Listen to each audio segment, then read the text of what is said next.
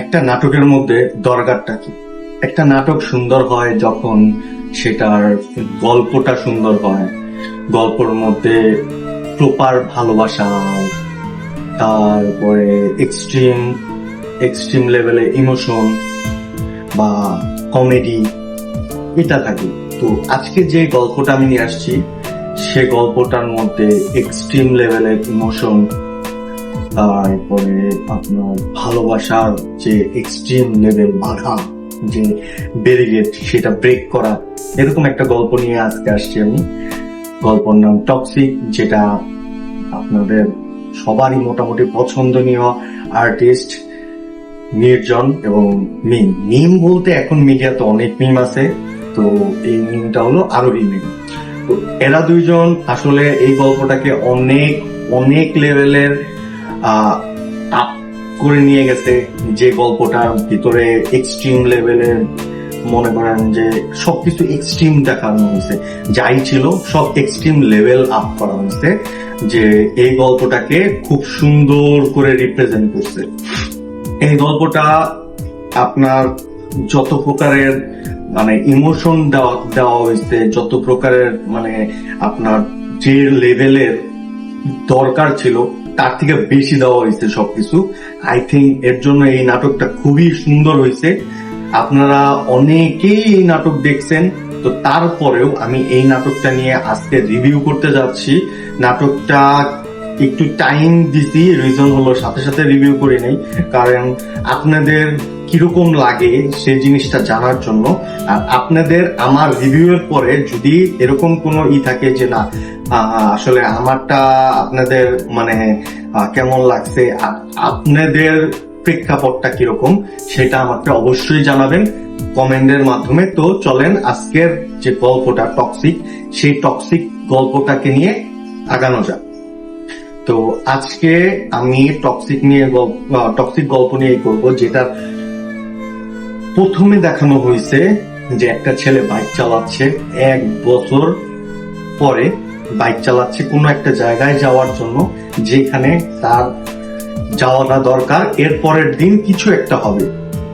তো এর মধ্যে আপনার যে নির্জন, সে বাইক চালায় যায় এক জায়গায়, ব্রেক করে সে কারোর জন্য ওয়েট করতেছে। এর মধ্যেই দেখা যায় যে সে নায়িকাকে হয়তোবা কোনো মানে 1 বছর আগে তাকে কথা দিছে যে সে ওই জায়গায় থাকবে কোনো একটা রিজনে। তো সেই জিনিসটা ফার্স্টে রিভিল করা হয় নাই, যেটা আপনাদেরকে আমি বলছি বারবারও, যে এখানে সবকিছু এত সাসপেন্স দেওয়া হয়েছে যে আপনার প্রতিটা মুভমেন্টকে অনেক সুন্দর ভাবে ফুটায় তুলবে। তো নায়িকা আসবে, এটা তো অনেক নাটকে দেখানো হয় যে নায়িকা আসবে তার সাথে কথা বলবে, কিন্তু এরকমটা এখানে হয় নাই। সে যখন ওয়েট করতেছে তার মোবাইল এবং পার্স ছিনতাই হয়ে যাওয়ার পরে সে যখন দৌড়ায় যাচ্ছে, এর মধ্যে হঠাৎ করে পুলিশ তাকে ধরার পরে যখন সে পুলিশের সাথে তর্ক বিতর্কতে জড়ায়, পুলিশ তখন তাকে থানায় নিয়ে যায়। থানায় নিয়ে যাওয়ার পরে তাকে কোশ্চেন করে যে তুমি কেন এত তাবলা, মানে যে এত অস্থির কেন, তুমি কেন বারবার বলতেছো যে আমার ওইখানে যাওয়া লাগবে। তো তখন সে বুঝতে পারে যে এটা একটা লাভ স্টোরি, তোমার লাভ স্টোরি যদি পছন্দ হয় তাহলে তোমাকে ছেড়ে দেওয়া হবে। এর মধ্যে তাকে বলে মানে অন্য পুলিশদের বলে যে তার মোবাইল এবং পার্স যেটা ছিনতাই হয়েছে সেটা খুঁজে বের করার জন্য। তো সে যখন ঘটনাটা শুরু করে, সে তখন সে বলে যে সে 1 বছর আগে কোনো একটা জায়গায় আর্ট করতো, আর্টিস্ট ছিল, সে সুন্দর সুন্দর আর্ট করতো, এবং আপনার যে আগের যে আর্টিস্ট মানে পপুলার আর্টিস্ট তাদের আর্ট গুলোকে সে কপি করে, মাস্টার কপি যেটাকে বলে, সে আর্ট গুলোকে মাস্টার কপি একদম ডিটেলস ফলো করে সে জিনিসগুলো বানিয়ে সেল করে খুব কম টাকা। তো যখন এটা দেখানো হয়, আর সে ওইখানেও কিছু কথা বলে মানে ভাবনার মধ্যে যে সে আসলে মাস্টার কপি বানায়, বাট তার দরকার রিয়েল মানুষ। রিয়েলিটি এবং মাস্টার কপির মধ্যে এখন এইভাবে আওলায় গেছে যে আসলে মানুষ রিয়েলিটি থেকে মাস্টার কপিকে প্রাধান্য বেশি দেয়। এটা আসলে আমাদের এখন সমাজে এরকম হয়ে গেছে। এই জিনিসটাও কিন্তু সে ওই কল্পনার মধ্যে জিনিসটা একদম প্রকাশ করে। তো যাই হোক, এটা আসলেও রিয়েলিটি। তো এখন যে বিষয়টা টক্সিক, মানে টক্সিক কেন আসছে, নায়কের এগ্রেশনটা বেশি। নায়ক যখনই দেখে কোনো জায়গায় অন্যায় হচ্ছে, সে ওইখানে যে রাইগা রাইগা সে জিনিসগুলোকে একদম মানে সলভ করার ট্রাই করে, যত সম্ভব ট্রাই করে যে সেই জিনিসটা যাতে পারফেক্ট হয়। তো এরকমই এক মানে স্টার্টিংটাও এরকম দেখানো হয়। দেখানোর পরে সে দেখে যে একটা ক্লায়েন্ট আসে, তাকে 1000 টাকা বলা হয় বা তার আর্ট নিয়ে একটু অপমান করা হয় তাকে, তো সে ওখান থেকে চাতায়া যখন পাঠায় দেয়, এরপরে আরেকজন আসে যে ওই মাস্টার কপিটাকে সে সেম প্রাইসে নিয়ে যায়। তো এখানে ওইটার ডেফিনেশনটা দেখানো হয়েছে যে আপনি লাখ টাকা দিয়ে অরিজিনাল জিনিসটা কিনতে পারবেন, যখনই মাস্টার কপি আসে তখনই সেটাকে নিয়ে দাম দর করা হয়, যে কিন্তু সে তার বাসার মধ্যে নিয়ে সেটাকে লাখ টাকায় রিপ্রেজেন্ট করবে, এরকম আর কি জিনিসটা। তো এই জিনিসটাই আসলে তখন সেখানেও ফুটে তোলা হয়েছে যে মানে নায়কের, তো এত ডিটেলসে না যাই। তো তারপরে নায়িকার এন্ট্রি হয়, নায়িকার ডায়েরিটা ওইখানে পাওয়া যায়। এই নায়িকাকে দেখে নায়কের একটু ইমোশনটা হয়, উপরের দিকে উঠে, ভালোবাসার যে ইমোশন। তো ভালোবাসার ইমোশনটা উঠার পরে সে তার ডায়েরি নেয়, ডায়েরি নিয়ে ডায়েরি পড়তে থাকে। ওই টাইমে একটা ছেলে মানে কিছু ছেলে একজনকে মানে ছিনতাই করে, ওইখানে যে সে আটকানোর পরে তার টাকা টুকাই করে। আর আরেকটা ছেলে, নেশাগ্রস্ত ছেলে, ওই পড়া টাকা যখন তুলতেছিল বা ছিনতাই করতেছিল, ওই টাইমে তাকে থাপ্পড় মেরা অনেক কথাবার্তা বলে, এগ্রেশনটা দেখায়। এগ্রেশন দেখানোর পরে তাকে ওইখান থেকে সরানো হয়, তার মামা এসে তাকে সরায়। তারপরে তার মামা আর তার যে সম্পর্কটা সেটা দেখানো হয়। ওইখানে মামা আসলে অনেক বড় একটা ক্যারেক্টার প্লে করছে, কারণ মামাই সবকিছু জানতো, আর মামাই তার পুরা গল্পটা একটা পর্যায়ে নিয়ে যায় লাস্টের দিকে। তো লাস্টে না যাই, আমরা গল্পতে থাকি। তো গল্পতে যখন তারপরে নায়িকার সাথে তার দেখা হয়, নায়িকাকে ডায়েরি দেয়, ডায়েরি দেওয়ার পরে যখন দেখা যায় যে সে ডায়েরিটা তাকে দিল, দেওয়ার পরে তার ভিতরে কথাবার্তা এবং তার গল্প, তার আর্ট দেখায়, আর্ট দেখানোর পরে তাকে গিফট করে। তার একটা ফ্রেন্ড রেস্টুরেন্ট করবে, সেই রেস্টুরেন্টের যে এস্থেটিক ভাবে একটা ডেকোরেশন, সেই ডেকোরেশন নিয়ে তার সাথে কাজ করতে চায়। ওইখানে যে একটা প্রবলেম হয়, সেই প্রবলেমটা ফেস করে, তখন নায়িকা জানতে পারে তার এগ্রেশনটা বেশি। কেন এত এগ্রেশন, তার ভিতরে এত কষ্ট লুকে আছে, সেই জিনিসটা যখন বাইট করতে যায়, তখন তার সাথে চলাফেরা থেকে শুরু করে সবকিছু যখন জানতে যায়, ওই টাইমে জানতে পারে যে আসলে নায়কের এই জিনিসটা হওয়ার পিছনে তার ফ্যামিলির আছে। যে তার যখন খুব ছোট ছিল, ওই টাইমে তার বাবা মা মানে তার যে ফ্যামিলি ছিল, তারা সমাজের কারণে আসলে তাদের নিজেদের জীবনটা আর কি শেষ হয়ে যায়। তখন থেকেই তার মামা বলছে, এর জন্য সে আসলে এত মানুষ বা এইসব জিনিস থেকে একটু দূরে থাকে, আর সবকিছুকে পারফেক্ট করার ট্রাই করে। তো এরপরে যায়া যখন নায়িকা তাকে চেঞ্জ করতে চায়, কোনোভাবেই তাকে চেঞ্জ করতে পারে না। তো এরপরে আমি খুবই শর্টলি বলতেছি, কারণ আপনাদেরও যাতে বুঝতে সুবিধা হয়, এবং নাটকটা যখন দেখবেন তখন নাটকটাও আপনাদের বুঝতে ইজি হবে। তো এর মধ্যে অনেক মোটামুটি একটা কাহিনী হয়ে যায়। বাসায় ডাকার পরে তার যখন দেখা যায় যে তার ভাইকে ডাকে, ভাই নেশাগ্রস্ত, এবং ওইখানে আসার পরে ভাইয়ের গায়ে হাত তোলা হয়। হাত তুলে যায় দেখে যে না, আসলে ভাইটা তো ওই যে চিন্তাই করতেছিল সেই ছেলে। ওইটা যখন নায়িকাকে এখানে একটা জিনিসই দেখানো হয় যে যতবারই বলতেছে যে তোমার ভাই নেশাগ্রস্ত, ভাইয়ের দিকে না, মানে ওই সম্পর্কর দিকটা আগে দেখছে যে সেটা আমার ভাই, সেটা আমার ফ্যামিলি, তো এইটা আগে টানছে, তারপরেই করছে। এখানে কিন্তু নায়কও সেম কাজটাই করতেছে, কিন্তু নায়কের দিকটা আসলে ওইভাবে এখানে উঠানো হয় নাই, তার এগ্রেশনটাই পুরোপুরি দেখানো হয়েছে। কিন্তু এখানে আই থিঙ্ক এই জিনিসটা আসলে এরকম না হয়ে অন্যরকম হওয়াটা ভালো হইতো। যাই হোক, তারপরে এসে তাকে বলা হয় যে তুমি 1 বছরের মধ্যে যদি চেঞ্জ না হও তাহলে তুমি এখানে আইসো না, আর যদি চেঞ্জ হও তাহলে এখানে এসে 1 বছর পরে আমার সাথে মিট করবা।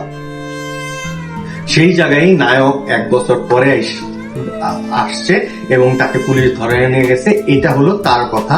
যখন পুলিশ জানতে পারে, তার এত সুন্দর একটা লাভ স্টোরি শুনতে পারে, এই লাভ স্টোরি শোনার পরে পুলিশদেরও আসলে খারাপটা লাগে তখন যায়া তার মোবাইল আসে, মোবাইল আসার পরে মোবাইলে তার মেসেজ চ্যাটটা যখন খুঁজে বের করতে যায় তখন নায়িকার কোনো নাম পায় না। যখন নাম্বারে যায়, নাম্বারে গেলে তার নামটা পায়, নামটা পাওয়ার পরে পুলিশ চিন্তা করে তাকে কল দিয়ে কথা বলবে। যখন কল দেয় তখন তার মামা ওই নাম্বারটা পিক করে, পিক করার পরে বলে যে আপনি ওকে ওখানে আটকে রাখেন, আমি আসতেছি। তারপরে সেখানে মামা আসে, মামা আসার পরে যে টুইস্টটা আসে সেই টুইস্টটা আসলে মানে আমরা গল্প পুরাটা দেখার সময় এরকম একটা টুইস্ট আসবে সেই টুইস্টটা আসলে চিন্তাও করতে পারি নাই। তো দেখা যায় যে পুলিশকে ডাইকে নিয়ে যায়, বলে যে পুরাটা গল্পই সঠিক কিন্তু এন্ডটা একটু ডিফারেন্ট।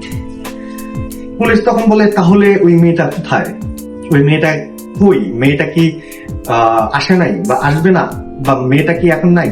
তখন মামা বলে আসলে এটা 1 বছর না, এটা আসলে 3-3টা বছর হয়ে গেছে।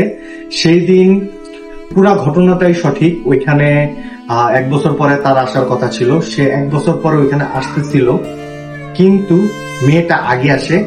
আগে এসে যখন ওয়েট করতে থাকে তার বাইকের তেল শেষ হয়ে যায়, তেলের কারণে বাইকে ঠিক টাইমে নায়ক যাইতে পারে না, নায়ক না যাইতে পারার কারণে নায়িকা ওইখান থেকে চলে যায়, নায়িকাকে খুঁজতে খুঁজতে তার পিছনে পিছনে যেতে থাকে। এট এ টাইম নায়ক নায়িকার সাথে দেখা হয়, দেখা হওয়ার পরে যখন নায়কের দিকে ঘুরে নায়ককে দেখে ওই টাইমে নায়িকার একটা অ্যাক্সিডেন্ট হয়, অ্যাক্সিডেন্টে নায়িকা মারা যায়। তো নায়িকা যখন মারা যায় নায়ক তো তখন ওইখানে কি করতেছে এই জিনিসটা যখন জানতে চায় তখন মামা তাকে বলে যে আসলে নায়িকাটা মারা যে গেছে সেই জিনিসটা নায়ক মাইনা নিতে পারে নাই, মাইনা নিতে না পারার কারণে সে প্রতি বছর ওই টাইমে ওইখানে আসে, তার জন্য ঠিক টাইমে আগের দিন সে ওইখানে আইসা সারাটা রাত এবং পরের দিন পর্যন্ত ওয়েট করে। রিজন হলো যে তার যাতে এরপরে দেরি না হয় আর নায়িকা অ্যাক্সিডেন্ট না করে।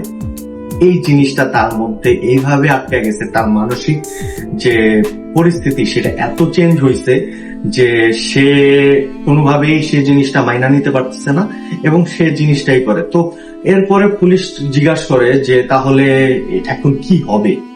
তখন মামা বলে যে আপনারা যখন এত কিছু জানছেন আগেরটা আপনারা নিজের চোখেই দেখেন। তো আমি এরপরে যে জিনিসটা হয়েছে সে জিনিসটা আসলে আমিও দেখে নিজের চোখের পানিটা ধরে রাখতে পারি নাই, এত গল্পতে ঢুকে গেছিলাম গল্পটা দেখার সময় যে গল্পতে একদম মনে হচ্ছিল যে ওই জায়গায় আমি আছি এবং এরকম এটা মনে হয় রিয়েলিটি এরকম লাগছে। তো আই থিঙ্ক আপনাদেরও এই গল্পটা দেখা উচিত, খুবই সুন্দর গল্প। আসলে এত অ্যাস্থেটিক একটা গল্প আসলে ভাবা যায় না। নির্জল তো সবসময় এরকম টাইপের গল্পই করে যে গল্পতে মারামারি থাকবে, অ্যাকশন থাকবে, প্রপার ভালো লাভ, প্রপার ইমোশনাল, প্রপার কমেডি, সবকিছু প্রপার থাকবে যে জিনিসটা নিয়ে এসে বানাক। কিন্তু তারপরেও জিনিসগুলোতে অনেক সময় দেখা যায় যে ভাই মানুষ বলতেই তো ভুল তো হবেই, তো হয় মাঝে মাঝে, বাট প্রতিটা গল্পই অনেক অ্যাস্থেটিক হয়, আমার কাছে খুবই সুন্দর লাগে। তো আপনাদের কাছেও ভালো লাগে দেখে এখন পর্যন্ত সে এত দূর পর্যন্ত আসতে পারছে।